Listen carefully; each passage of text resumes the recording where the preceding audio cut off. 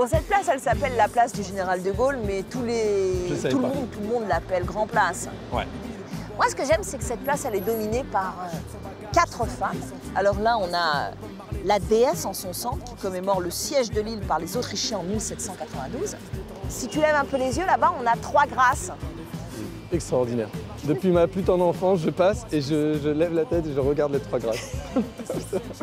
T'as des souvenirs, toi, ici? La Grand Place, bah, c'est le passage incontournable. Voilà. Je veux dire, même musicalement, on a fait une paire de concerts ici. Ça, c'est l'un des beffrois de la ville. Ce n'est pas le plus grand, mais c'est le plus beau. Le plus grand, il est un peu plus loin et il fait 104 mètres. C'est le plus grand d'Europe. Ouais. Qu'est-ce que ça symbolise, un beffroi? La liberté des villes du Nord. Ouais, exactement. Et leur prospérité aussi. Cette Grand Place, elle est née au Moyen-Âge. Et au début, évidemment, elle était vouée au commerce. Et le symbole de cette époque-là, c'est évidemment la vieille bourse. Moi, c'est ma chouchoute. Et qu'est-ce que ça représente, Lille, le Nord, pour toi? Bah, c'est là où je suis né, là où j'ai grandi, là où je me suis construit. C'est une identité populaire, c'est un brassage de gens qui viennent des 4 coins du monde. C'est une région telle que je l'aime, avec des gens simples, chaleureux, ouverts, naturels. Mon côté, j'allais dire mon côté ch'ti à moi. Ouais, bah c'est bien, j'adhère. Et quand ma tchotte vient me voir en concert, ça me rappelle quand j'étais minot au marché. Bonjour Ashka. Bonjour. Merci de nous accueillir dans votre région natale, le Nord, pour un Lille des Arts exceptionnel. Vous venez de sortir un 3e album en solo, cette fois sans votre bande de saltimbanques. On va évidemment en parler dans cette émission. Mais avant, vous avez eu envie de nous emmener faire un petit tour au musée d'histoire naturelle de la ville. Pourquoi? Vous aimez les dinosaures? Ouais, petit souvenir d'enfant. D'accord. C'est par là? Allez. Et je vous suis. Yeah. Vous êtes passionné par les oiseaux en tout genre. Les éléphants, les ours et autres gros mammifères vous intriguent. Vous vous demandez quels sont les dinosaures qui ont habité la région. Alors vous allez adorer le musée d'histoire naturelle de Lille.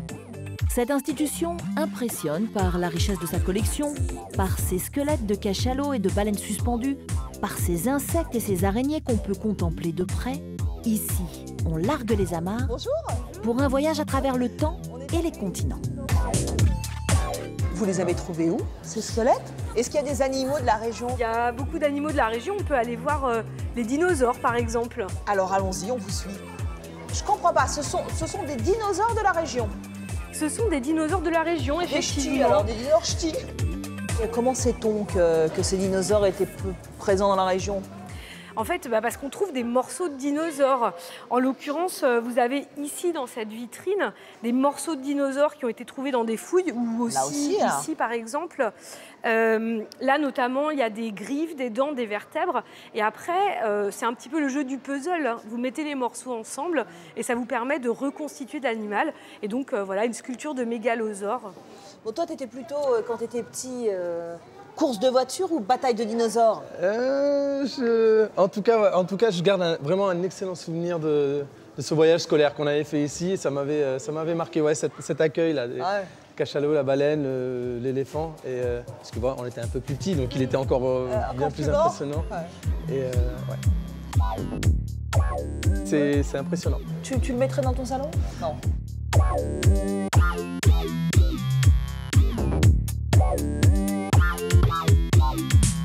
On a ici un oiseau qui s'appelle un balbuzard pêcheur, qui est une espèce qui est hyper emblématique. C'est un rapace qui pêche. Toi, t'es plutôt oiseau, insecte ou mammifère? Oiseau. Oiseau? Les oiseaux t'inspirent? Ouais, facile. Je m'en fous, je m'envole.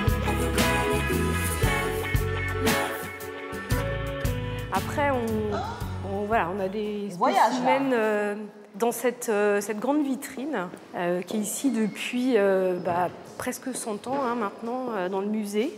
Qu'est-ce qu'ils nous enseignent, tous ces mammifères ?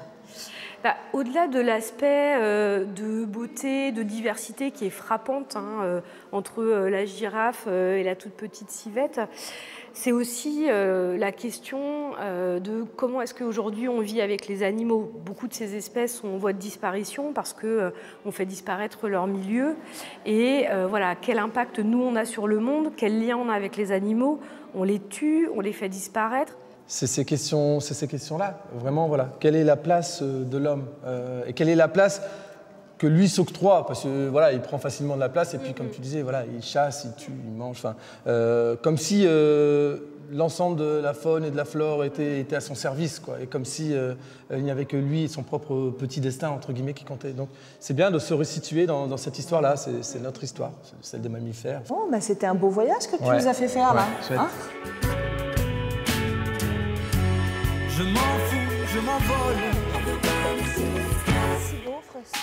Loin des hommes et loin du bruit, du fracas de la ville, loin du cirque incessant et loin des courses folles, de ces files sans fin, des autos immobiles. HK, ce sont vos initiales pour Haddadi Kadour. Vous êtes le désormais célèbre auteur de On lâche rien. Depuis 2010, c'est devenu l'hymne de toutes les manifestations, les luttes sociales en France, également repris dans le film La vie d'Adèle. C'est d'abord dans la rue que vous vous êtes fait connaître. Ouais, bah moi j'ai toujours dit, ma musique vient de la rue. Elle vient de là où je suis né, de là où j'ai grandi. Et c'est vrai que de l'entendre résonner et prendre sens dans la rue, bah voilà, pour moi ça veut dire quelque chose. Et donc je suis content de pas... Voilà, beaucoup de gens nous connaissent à travers cette chanson. Je suis content qu'on ne nous connaisse pas à travers un tube radio, voilà, la chanson facile, etc. Donc là, il y a du contenu, il y a du sens. Après, on est d'accord ou pas d'accord. Mais voilà, en tout cas, ça porte certaines des idées qui sont les miennes. Ouais. On lâche rien. On lâche rien, on lâche rien, on lâche rien, on lâche rien, on lâche rien, on lâche rien, on lâche rien. La musique, c'est votre vie depuis que vous avez 15 ans. Vous avez formé plusieurs groupes. Le plus connu, c'est HK et les Saltimbanques. Est-ce que vous pouvez nous parler de cette bande de Saltimbanques qui sont notamment des virtuoses au violon ou à la mandole ? Ouais, ben, c'est une bande de ch'tis, voilà, de ch'tis citoyens du monde. On s'est connus ici, dans ce petit coin, dans les Hauts-de-France, comme on dit maintenant. Et c'est vrai qu'on a formé cette petite bande de Saltimbanques qui fait partie d'une bande un peu plus large, qui est celle voilà, d'une grande famille musicale. Et on se retrouve souvent là, dans des projets à travers la France, ou même des fois un peu plus loin, où on se dit, tiens, tu te rends compte, on s'est croisés il y a 15-20 ans, et puis on était là en train de répéter, ou en train de faire un concert à Lille. Donc voilà, c'est extraordinaire. En 2015, justement, avec les Saltimbanques, vous sortez votre 3e album, Rallumeur d'étoiles. C'est un titre qui est inspiré d'un vers d'Apollinaire, Il est grand temps de rallumer les étoiles. Je crois que c'est un album que vous avez conçu sous forme d'hommage. Ouais, c'était vraiment rendre hommage à ces gens qu'on ne voit pas souvent dans les médias, qu'on n'entend pas à la radio, dont on ne lit pas forcément les histoires dans les journaux, qui font des petites choses. Voilà, autour d'eux, dans leur famille, dans leur quartier, dans leur ville, qui ont un engagement personnel ou alors qui ont un rayonnement, voilà, qui essaient de se dire, bah voilà, je fais ma petite part, le monde va mal, le monde va atrocement mal, et ce que je peux faire, c'est des petites choses autour de moi, et c'est ces gens-là qu'on appelle les rallumeurs d'étoiles. Connais-tu la légende des chasseurs de comètes? Sur chaque étoile filante, un rêveur, un poète qui éclaire ce monde à refaire. Vous, vous entretenez la lueur de l'espoir avec des actions sur le terrain, avec des concerts de soutien. Récemment, vous avez défendu la cause des migrants en composant la bande originale d'un documentaire qui s'intitule « J'ai marché jusqu'à vous, récit d'une jeunesse exilée ». C'est important de s'impliquer aussi dans le projet des autres. Sur l'idée de la cause des réfugiés, c'est juste de dire ils sont nous et nous sommes eux. Voilà, si nous-mêmes on n'est pas réfugiés, il y a certainement un de nos parents, un de nos grands-parents ou un de nos arrière-grands-parents qui l'a été. Ou alors ce sera un de nos enfants, un de nos petits-enfants ou un de nos plus lointains descendants qui le sera. On oublie souvent par exemple que pendant la Seconde Guerre mondiale, il y avait des bateaux pleins à ras-bord qui quittaient le port de Marseille de citoyens français qui fuyaient le régime de Vichy pour aller se réfugier en Afrique du Nord. Ils étaient français et c'était pas il y a 3000 ans, c'était à 70, 80 ans. Donc on parle de nous en tant que dans notre humanité la plus profonde quand on parle de la cause des réfugiés. Prenons le large. Vous venez de sortir votre premier album en solo, qui s'intitule L'Empire de Papier. Vous dites de cet album qu'il s'agit d'une résistance, je vous cite, musicale, poétique et rêveuse. On résiste vraiment en musique? Ce qui illustre bien ça, c'est justement la chanson qui clôt l'album, « Ce soir, nous irons au bal ». « Ce soir, nous irons au bal », c'est une chanson qui a été écrite au lendemain des attentats. Et c'était pour dire, voilà, notre seule réponse, la seule réponse que l'on doit donner collectivement en termes de société, c'est pas celle du repli sur soi, c'est pas celle de la xénophobie, c'est pas celle de la peur, de l'angoisse. On peut, nous, se nourrir d'autre chose, qui est l'envie de danser ensemble.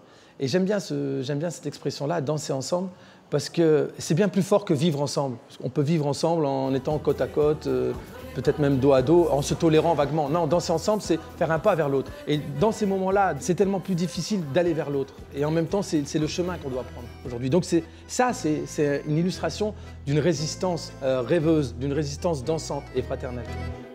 Face à l'abomination, venue tout droit d'un autre âge, sans loi, sans exception, allons tous danser sous l'orage. Ce soir nous irons au bal, ce soir nous danserons de plus belle, nous danserons moins belle, tous les deux entre les balles. Un nouvel album, un nouveau livre aussi.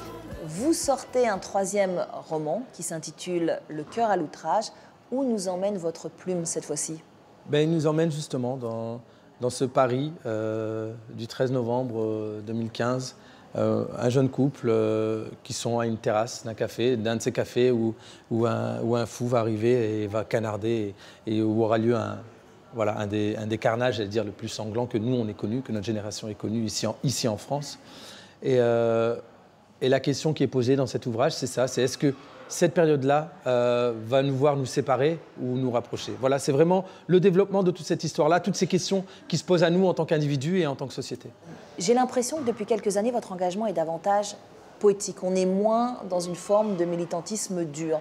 J'ai l'impression qu'il y a chez vous une forme d'utopie assumée. Est-ce que je me trompe? Disons que j'essaie de toujours rester fidèle à mes engagements, à mes indignations. Après, la manière de l'exprimer, voilà, peut être différente. Avec toutes ces années, j'ai peut-être cultivé l'amour des mots, la passion des mots. Et j'aime cette idée de raconter des histoires qui, à un moment donné, vont nous amener à nous interroger, de partir du réel, de nos vies, pour créer un imaginaire. Et avec cet imaginaire-là, questionner le réel. Donc voilà, la forme change, mais le fond reste le même. Les coups de sang, les coups du sort, les coups de poing, les coups encore. J'en ai reçu plus qu'à mon tour. J'en ai reçu jusqu'à ce jour. J'ai quitté mon petit village en portant pour seul bagage. Dans son émission, HK a choisi de nous présenter le graphiste qui réalise les pochettes de ses albums, Hicham. Il a débuté en imprimant sa patte sur les murs du Nord avec de larges graffitis. Et puis il a ouvert son champ artistique en explorant de nouvelles techniques. Ce touche-à-tout nous reçoit dans son atelier lillois. Alors voilà Valérie, je te présente Hicham. Enchanté Hicham, bonjour. Bonjour, bonjour Valérie. Je crois qu'aujourd'hui vous travaillez énormément sur des séries à partir d'idées. Tout à fait. Sur quoi vous travaillez en ce moment? Là, je travaille sur une série que j'ai appelée The Crying Boy. J'aime beaucoup faire ce qu'on appelle ici les braderies, donc dans la région, c'est des espèces de brocantes. Ouais. Et j'ai eu un flash sur ces espèces de reproductions un peu kitsch qu'on peut voir là-bas. Et du coup, je l'ai un peu customisé en y apportant mes propres codes. C'est-à-dire des codes hip-hop, voilà. Donc, des codes hip-hop, des codes urbains, du graffiti, des blousons starters d'équipe, des maillots de Public Enemy. Donc tu as exposé et tu as vendu pas mal de toiles. Ouais, le Crying Boys, moi j'en ai exposé pas mal. Ouais. Ensuite, j'ai fait une série sur ce phénomène qui était les baskets suspendues au fil électrique.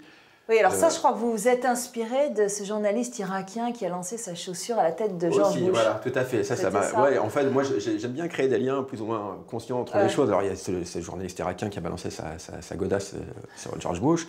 Il y a les baskets suspendues au fil électrique. Et donc, je me suis dit, la chaussure, il y a un truc à faire avec la chaussure. Donc j'ai fait toute une série là-dessus que j'ai appelée Showfiti. Donc, un mélange entre show et graffiti. Est-ce que tu as l'impression qu'avec des expressions artistiques très différentes, vous exprimez des choses similaires? Ouais, il y a le fait de prendre le patrimoine. Enfin, on les a tous eus chez nous, ces photos, ces dessins-là.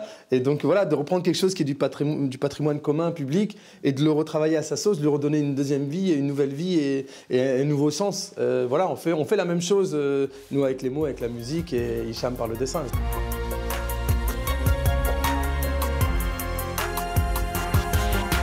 J'ai également travaillé pour Michael Jackson, pour... Ah bon? Ouais, j'ai fait une pochette pour Michael Jackson. Quel album? C'est The King of Pop. Ouais.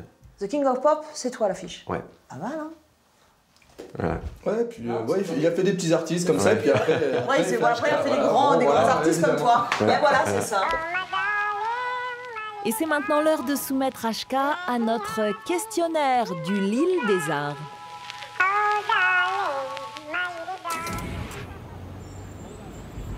Concert Braderie de Lille 2006 où j'avais joué avec différents des groupes auxquels j'appartenais et on avait passé un vrai beau grand week-end. Ouais.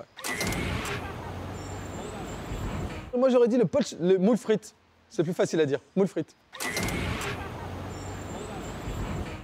Bah, dans le Vieux-Lille, la place du concert. Marché d'Oisem ou la fête de la soupe. La fête de la soupe. C'est une institution, la fête de la soupe, tous les 1er mai, c'est la fête de la soupe à Lille. Le Lilo du groupe MAP, mon premier groupe, Ministère des Affaires Populaires, qui était chanté par mon acolyte, Saïdi. Je suis un Lilo, un vrai de vrai, mon salaud, un ch'ti, un chabert, un bourrin, un prolo, et alors, un vrai de vrai de schnorr. C'est ma plus belle rencontre à Lille, c'est Saïd, c'est mon acolyte d'HK Les Saltimbanques. Qu'est-ce qui manque à Lille? Ouais. Un petit peu de soleil de temps en temps. Sympa. Joli. Chaleureux. Merci HK, on Merci. termine cette émission sous la pluie mais dans la bonne humeur. Vous pouvez bien sûr retrouver l'émission consacrée à HK sur notre site internet france24.com. Et puis vous le savez maintenant, le Paris des Arts se poursuit également sur les réseaux sociaux. À très vite. Non, on s'en fout. Je vous écoute pas. Ah si, on vous écoute. Ah oui, d'accord, je vous écoute. Là, on Non, enregistre, là. on enregistre. Face à la